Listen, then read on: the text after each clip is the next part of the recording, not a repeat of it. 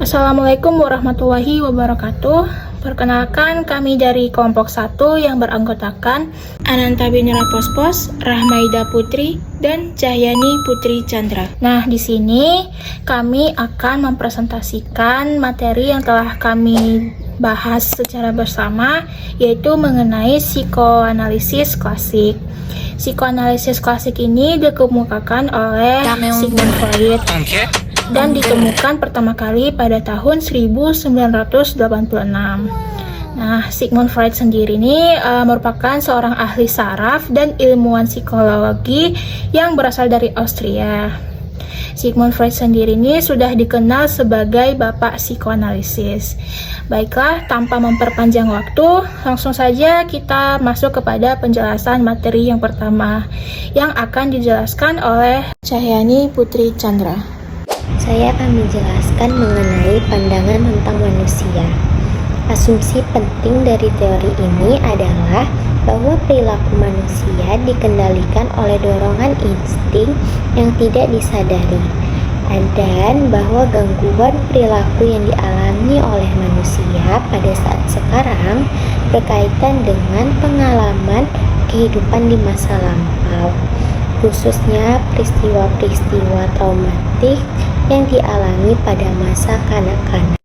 Proses konseling psikoanalisis diarahkan pada upaya mengungkapkan materi-materi kompleks terdesak dan kemudahan membawanya ke dalam bawah sadar untuk disadari. Praitno menyatakan ada beberapa asumsi dari teori psikoanalisis klasik mengenai hakikat manusia.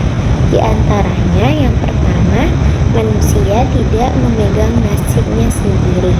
Tingkah laku manusia itu ditunjukkan untuk memenuhi kebutuhan biologis dan insting-insting. Yang kedua, tingkah laku manusia dikendalikan oleh pengalaman-pengalamannya di masa lampau.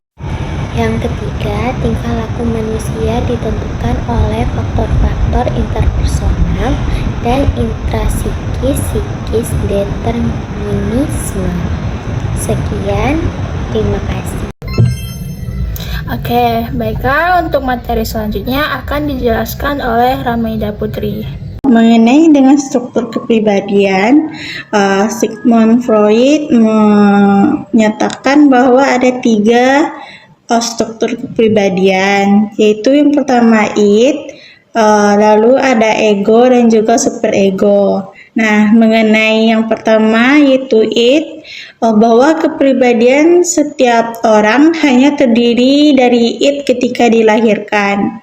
Id merupakan struktur kepribadian yang didasari oleh naluri dan didorong oleh pemenuhan kebutuhan-kebutuhan naluriah dan kesenangan serta bersifat tidak sadar.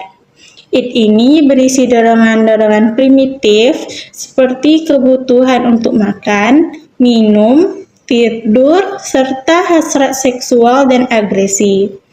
Id ini beroperasi berdasarkan prinsip kesenangan, yang artinya ia selalu mencari kepuasan segera tanpa mempertimbangkan konsekuensi atau moralitas. Misalnya, keinginan untuk segera makan saat lapar atau beristirahat saat lelah.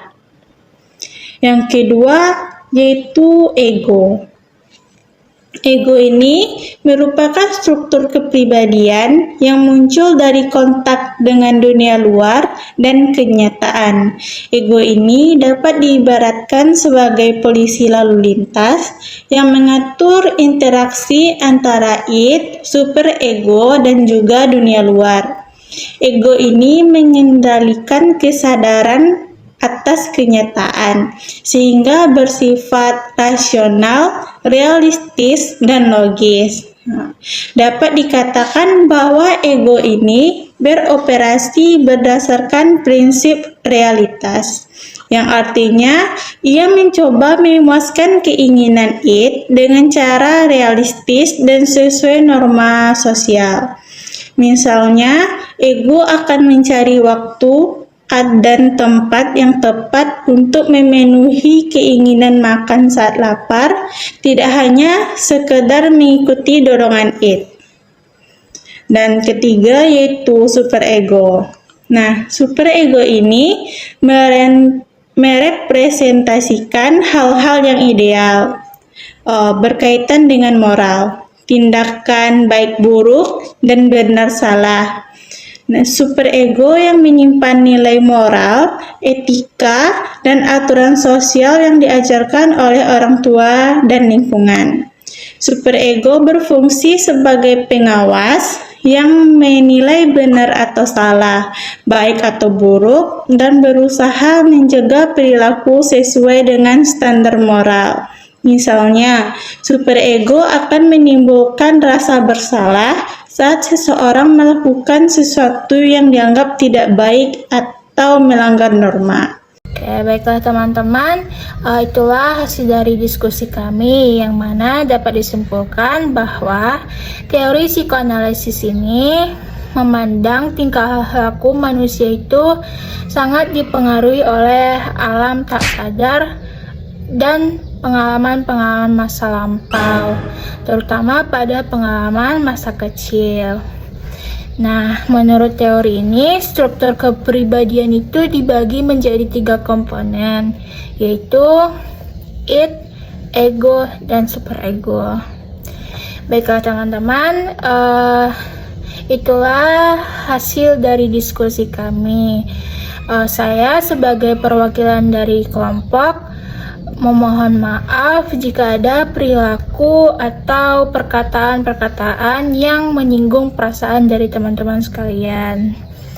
Oke, baiklah, sebelumnya kami membuka 3 sesi, yaitu yang pertama sesi kritik dan saran, yang kedua sesi penambahan materi, dan yang ketiga itu sesi tanya jawab, yang dimana sesuai kesepakatan kita pada terakhir kali, ketiga sesi ini akan dibahas di saat pertemuan kelas berlangsung. Baiklah teman-teman, saya tutup. Assalamualaikum warahmatullahi wabarakatuh. Terima kasih.